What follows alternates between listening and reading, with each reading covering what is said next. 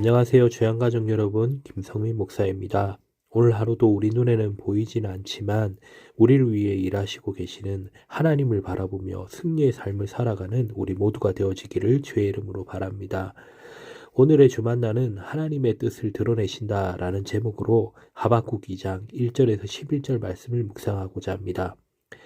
바벨론이 남쪽으로 세력을 확정하기 위해 계속해서 남유다 정복을 노리던 혼란의 시대에 이스라엘 백성들은 종교적으로 도덕적으로 그 타락에 극에 달해 있었습니다.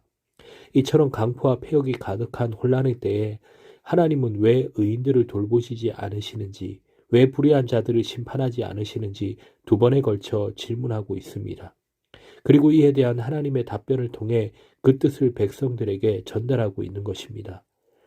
지금 하박국이 계속해서 하나님께 질문하고 있는 바는 이것입니다.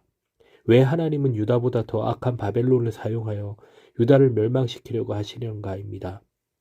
하박국의 입장에서 이것은 도무지 이해되지 않는 일이었던 것입니다. 그래서 하박국은 하나님께 질문하고 있습니다. 이 일에 대해 하나님께서 응답해 주시고 말씀해 주시기를 요청하고 간구하시는 것입니다. 그래서 첫째로 하나님의 두 번째 응답입니다.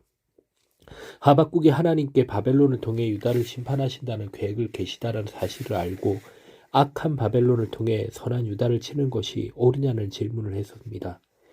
하박국은 그에 대한 하나님의 응답을 듣기 위해 성루에 파수하는 곳에서 기다렸습니다. 그리고 하나님의 응답이 있었습니다. 하나님은 이 묵시 계시를 기록하여 판에 새기라고 했습니다. 그래서 달려가면서도 읽을 수 있게 하라고 하십니다. 이 계시는 반드시 정한 때가 있다고 합니다. 반드시 종말이 이른다고 하고 있습니다.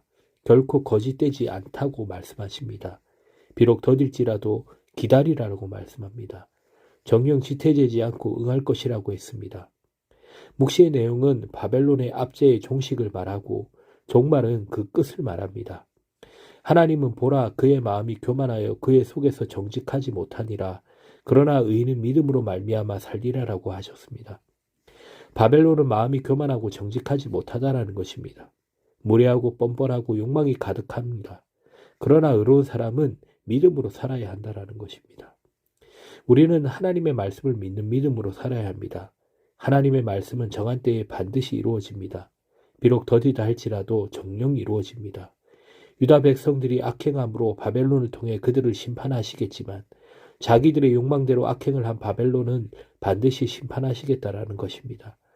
하나님께서 그들을 심판하여 그들의 행한 대로 갚아주어 수치를 당하게 하고 그들 가운데 유다를 구원함으로 모든 사람이 하나님의 공의를 인정하시도록 하신다라는 것입니다. 비록 더딜지라도 원수의 목전에서 상을 베풀고 입이 벌어지게 하십니다. 그러므로 세상의 불평등한 구조만 탓하고 원망과 불평과 분노에 차있지 말고 반드시 의로운 사람을 잘되게 하여 하나님이 하시는 일을 인정하게 하신다는 말씀을 믿고 인내해야 할 것입니다.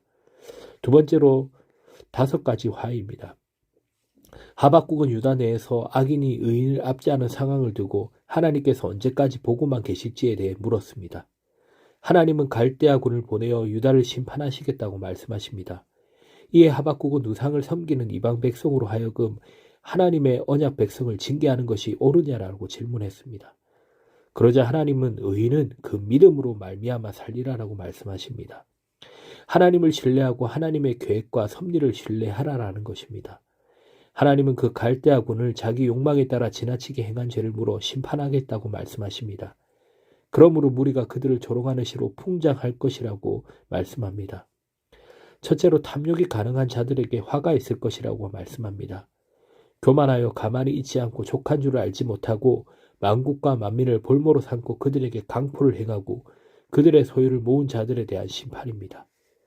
그들은 여러 나라를 노략하였으나 그 남은 나라들이 그들을 노략하게 될 것이라는 것입니다. 둘째로 불의의 일을 취하는 자들에게 화가 있을 것이라고 말씀합니다.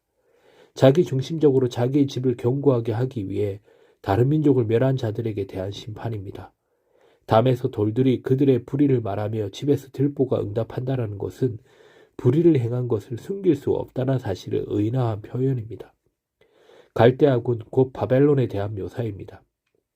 그들은 우상 숭배자들로서 교만한 자들이고 탐욕을 드러낸 자들입니다. 그들은 다른 나라를 점령하고 약탈하고 사로잡고 확정을 하고 수치를 드러나게 했습니다. 하나님이 다른 민족을 통해 그들을 심판하시겠다라는 것입니다. 그래서 우상이 아무것도 아닌 것을 드러내시겠다라는 것입니다. 바벨론의 군대가 언약 백성을 압제하고 열국을 모은다 할지라도 의인은 믿음으로 말미암아 살아야 한다는 이유가 여기에 있습니다. 우리가 현실 속에서 불합리한 상황을 목도하면서 하나님의 공의에 대해 회의를 가질 때가 있습니다. 낙심할 때가 있습니다. 그러나 하나님을 믿어야 합니다. 하나님의 신실하신 성품을 믿어야 합니다. 하나님의 약속의 말씀을 믿어야 합니다. 하나님의 주권적인 계획과 섭리를 믿어야 합니다. 이러한 믿음 가운데서 하나님은 놀랍고 위대하게 행하실 것입니다.